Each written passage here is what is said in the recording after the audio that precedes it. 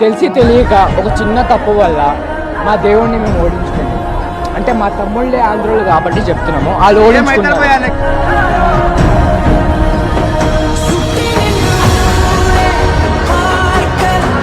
ఏం సార్ ఇది? ఒక్క వ్యక్తి గురించి ఇంతమంది ప్రజల? ఇంతవరకు దాదాపు నాయకులందరూ పార్టీల్లో పుట్టారు, ఇతనొక్కడే ప్రజల్లోంచి పుట్టాడు.